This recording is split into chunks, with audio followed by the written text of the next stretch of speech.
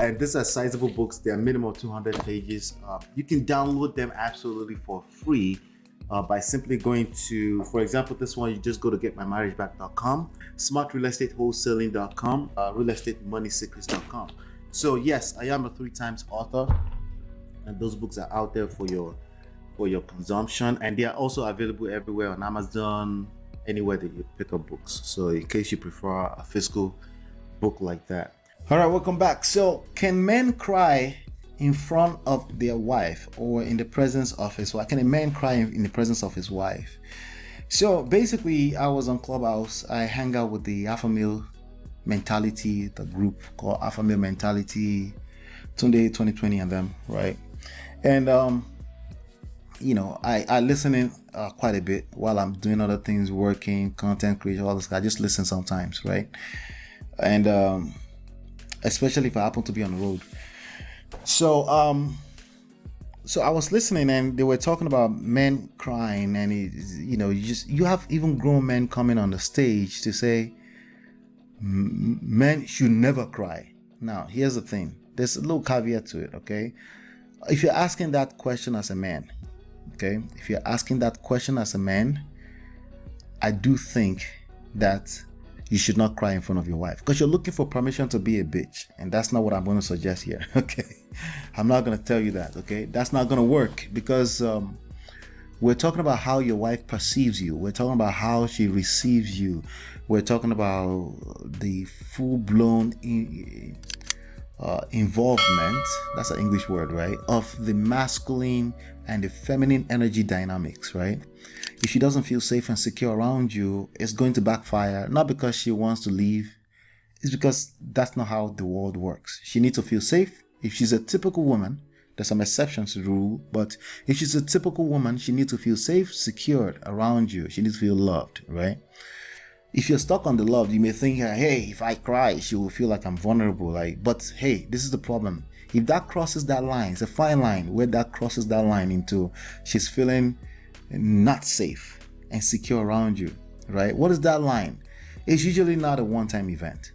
When I said this to some of the gentlemen, it's not a one-time event, it has to be a constant behavior.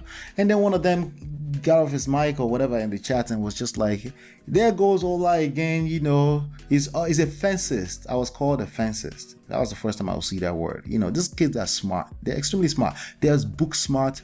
They know the theory. But these motherfuckers don't have any experience. So usually they're talking out of their ass, right? Which is fine. We've all been there, right? I'm offensive because I'm not making a stance. It should be don't cry and that's it. Or it's okay to cry. So if you say it's okay to cry, of course, that's an easy opportunity to enter the sign language zone. They start calling you a simp and goofy and all these kind of names, right? But obviously I don't subscribe to that either, right? Like I said in the beginning, right? But once you start saying, well, it depends. The moment they hear it depends, they get triggered. They just get triggered. I'm like, wait, why are you triggered? Where's your fucking masculine frame? That's going to be a slogan here. Okay. Where is your masculine frame? Why are you triggered? I'm not triggered. Dude, look at you. Watch yourself. Hello? Tell your face that you're not triggered. Right? What you mean I'm triggered? No, bitch. Right? Tell your masculine frame, tell your face, your body language that you're not triggered. But this is what's going on. These are the kind of conversation that's going on. This is why these motherfuckers are fucked. I'm going to be watching for the next 10 years. It's going to be a lot of people that will be single and lonely. Unfortunately, women are participating in this kind of behavior because this is some kind of response. They claim this is a response to the feminism movement, which I think is still bullshit. You're still the man. You're supposed to be leading. Regardless of all the isms that's going on, you don't get to push your responsibility as the leader of the society on the other side because of an ism. That's not how the world works. The problem is that you think I'm judging you when I say that. You think I'm saying you should be all. Actually, I'm saying you should stop trying to be all.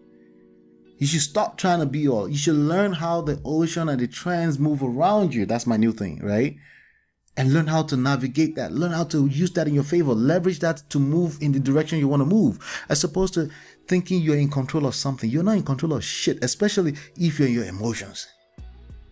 Yeah, especially if you're in your emotions. You're not in control of anything. You can control a little bit more. If you stop getting in your emotions, if you learn how emotions work, because you're dealing with another human being, either you want to acknowledge that or not, that's a real thing. That's why you're barking at the top of your lungs, and this is obviously not working for you.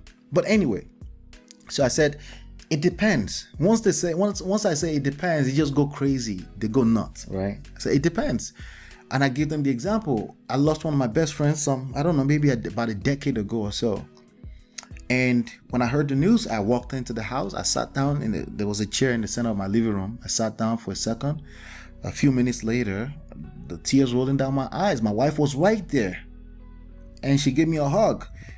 Oh, he's a simp. See, that's your problem. This is the problems you're going to be facing in real life. When you enter real life right now, you're either a young boy or you're overgrown adolescent.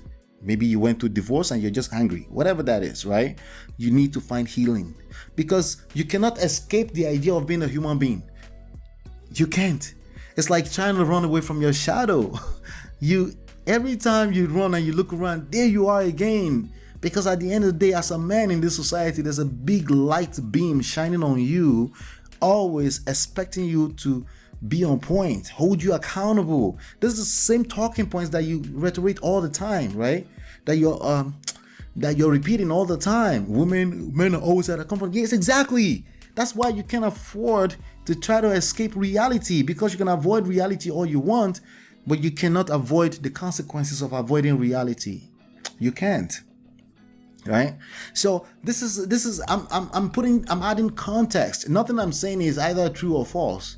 This is the part where you get triggered, right? No, it's neither of the two. It's actually, I'm giving you opportunity to think a little bit deeper about the issues of life. Unless we're talking about the court of law, a legal system, in which case you can't just cross the red light. When we're talking about relationships, there are nuances. So you can't afford to be using old data. If the data was recorded yesterday is old, you need to learn how to receive real-time data. How are you responding to the crisis that's happening to you in moment, as life is moving right now? As you're watching this video right now, how do you respond to this? This is this is your responsibility that you need to control. So should you cry in front of a woman or not? If there's bereavement in your family, somebody died, of course, that's okay. I don't think anybody's gonna knock you for that. That doesn't happen every day. It needs to be a consistent thing before it can become a negative thing, right? By the way, crying comes in all kinds of forms. There's some cries with tears in the eyes, right? The tears in the eyes is not necessarily you bitching. Sometimes there's tears that comes out of a place of joy. The first time I saw my little boy, my first biological son, I cried. Nigga, I cried. What do you want me to tell you? Right? You got a problem with that? Where's your masculine frame? Right? That was a tear of joy. You're gonna tell me not to have a tear of joy because that's gonna make my wife think I'm weak? No, you're weak. You're weak. That's why you're interpreting life like that. That's an interpretation of a weak man. You need to step it up. Right? Another form of crying is when you bitch around and roast women and your dick gets hard when you're roasting women on the internet. That's a form of crying. That's the kind of cry that makes you look weak and then puts a woman in a position where she feels the need to protect herself, and she'll bark back at you if she's a modern woman, like most of them are, right? So either way, you're fucked if you don't do the work on yourself, right? So you're crying anyway. You ever heard, why are you crying? You ever heard, why are you crying? You ever hear modern women tell you why you're crying? It's because you are coming off as weak and crying. That's why. Especially if more than 2 or 3, like, that's truth being established. More than 2 or 3 ladies tell you like you're crying and you're bitching and you're aggressive, there's some truth there. You better pay attention if you don't want to end up being lonely with a dog and die alone. Yes, as a man, you didn't realize that could happen, right? Oh yeah, you think you're always going to be hot in the market because somebody told you that your prime is in the 60s. Stop fooling yourself. Stop fooling yourself. Forget the prime from a sexual marketplace value as people see it. What about your own sense of fulfillment inside? Knowing the fact that you're a human being like the rest of us, right? Your sense of success, your sense of fulfillment. No man want to feel like a failure, right? And if you were raised and socialized like the rest of us, you probably, let's stop the cap. You want a wife to fall in love with you. Stop the cap. Oh no, I just want to be alone. I don't mind. Fuck her. Nah, stop it. Stop the cap. Stop it all together. Okay? So here's the answer to that. If you're crying about you lost your job, if you do that a few times, she's going to feel unsafe and insecure. She's going to start losing attraction and interest in you. It doesn't matter how long you've been married. That's just the way the brain works. So no, I don't subscribe to the idea of you randomly crying on a consistent basis because there are some shortcomings. No, don't do that. But just absolute don't cry, that's an unhealthy rule to set for yourself. You're going to hurt yourself in that process. That's not how life works. If you're naturally, because the way you socialize, you don't cry, that's okay. Somebody asked me and said, hey, did my father ever cry? I said, yeah, I saw my father cry when he lost his older brother and when he lost his younger sister. No, when he lost his older sister and older brother, actually, I saw him cry. Yeah, I did. And that was rough on me because I'm not used to seeing my father cry. The person was trying to, oh, did you have a father? Like, yeah, I do have a father, a very strong father too. Extremely masculine. He doesn't tolerate bullshit. Anybody trying to check or shit test him. Very wise man too, right? And I take after him a lot.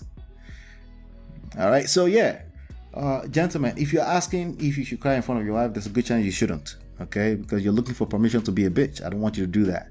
I want you to ask further questions. What do you mean by crying? What happened? Why you wanted to cry? I need more questions beyond that, and then let's talk about it. If you have any stories, I want you to share it in the below the video.